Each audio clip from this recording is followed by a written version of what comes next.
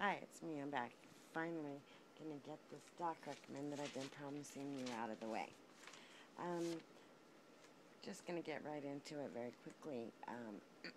I watched this film a couple of times. It was one that I saw on Netflix. The um, title didn't interest me that much, and then when I read the description, I said, "Oh wow, this is definitely one I've got to see." It's called The Queen of Versailles. It is the story of Jacqueline and David Segal. David Segal is the most successful timeshare magnate. He owns the largest privately owned timeshare chain in the world. He and his wife is about 30 years younger than he is. They have 8 children, 7 plus one that her niece who they've adopted.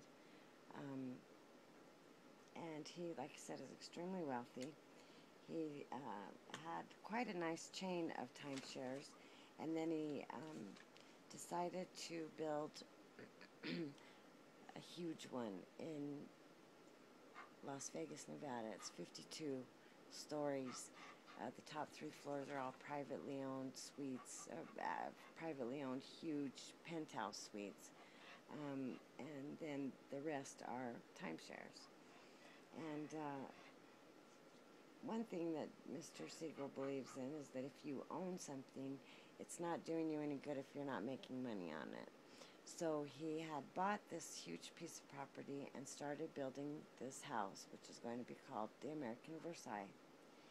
And it ends up being the biggest privately owned home in America, 90,000 square feet.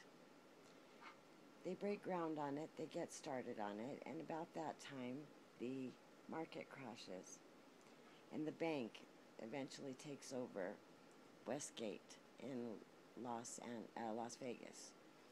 And he's left with some choices, and one of the choices is to sell Versailles to get the money to pull Westgate out of the hole. They lost about 1,000 employees they had to let go. Not let go, but those people were not working at the time. As soon as they bounced back, they were right back to work, but it took a few years. I did a little bit of research. The asking price at the time was $65 million for Versailles, and they were hoping that would be enough to pull, like I said, Westgate out of the hole.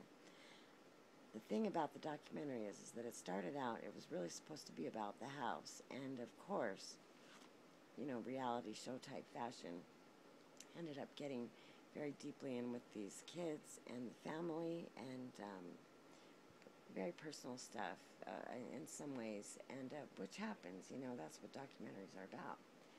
You get used to having the camera around, you start dropping your guard down, and that's where they get you.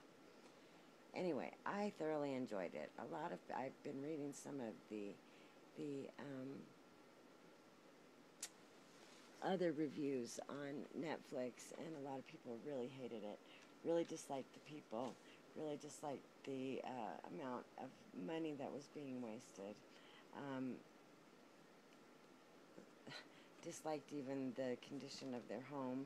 I mean, anything that they can, that the reviewers have been able to go after the Segals, they have. And so because of that, the Segals are actually suing the director, Lauren Greenfield, saying that she exposed them in ways that have damaged their business and da-da-da-da-da-da.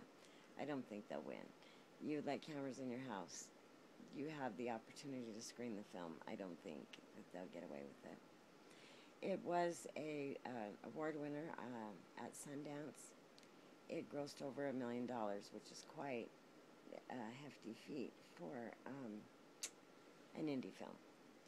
Anyway, I want to tell you some of the amenities and now this home, I did a little bit of research, and the home is actually going to be completed.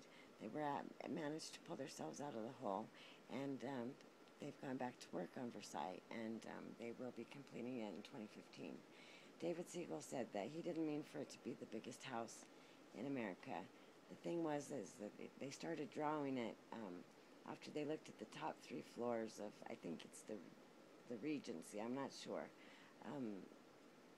a hotel in Las Vegas across from where they like to stay, and they started drawing it on napkins, and he said I should have used smaller napkins because we ended up with a 90,000 square foot home. But let me tell you some of the amenities that are going to be involved in this house. It's got 13 bedrooms and 23 bathrooms, 20-car garage, large boathouse, family gardens, one-story gatehouse, baseball field, 2 tennis courts. Grand hall is 30 feet with stained glass dome. No, grand hall with a 30-foot stained glass dome. 2 grand staircases, 37 by 30-foot kitchen, 19 satellite kitchens, or 10 satellite kitchens, 2-story wine cellar, rock grotto with 3 separate spas behind 80-foot waterfalls, fitness center with spa facilities, 2-lane bowling alley, indoor roller rink, video arcade, half-an-acre main pool deck, children's wing with family room, theater, activity room, computer rooms, adult movie theater with balcony, 4 fireplaces, formal dining room that seats 30. All full baths have jacuzzis, 160 triple pane windows, and Brazilian mahogany French doors. His and her offices with the double-sided 25-foot aquarium. Housing market collapse. And that's just some of it. Apparently they have a lot of kitchens because they have nannies and housekeepers and things that live on site, and so that's why Jacqueline explains that she had that many kitchens put in. It's a very interesting movie. I'm not going to say that I love it because I don't love it. I quite entertained by Jacqueline. She's a very smart woman. She's not a dummy. People have referred to her as dumb, ditzy, whatever. And David Segal actually says that she's like having another child. She has an outrageous spending habit, a gold shoe collection actually, and just kind of over the top. However, she grew up kind of rough and ended up being Miss America, so this girl has never not had big dreams. She's also has an engineering degree, so she, like I said, is not an idiot. She simply chooses to let her husband make the decisions and be the boss. And he's 30 years older than her, so I can kind of understand that. Anyway, I think you'll probably enjoy it. It's like I said, it wasn't. I'll be right there. It was enjoyable, and I especially loved getting the research done to find out that, like I said, it is going to be completed, and so the Versailles Castle rages on. They will be building it, and I would love to see that. And it is going to be it is in a place called, it's just outside of Orlando. I can't remember the name of the area now. Along 10 Lakes or something, I can't remember. But anyway, go check it out on Netflix. I think you'll like it. The Queen of Versailles, the story of David and Jacqueline Segal, and the biggest house in America. All right. Thanks for watching. Bye-bye.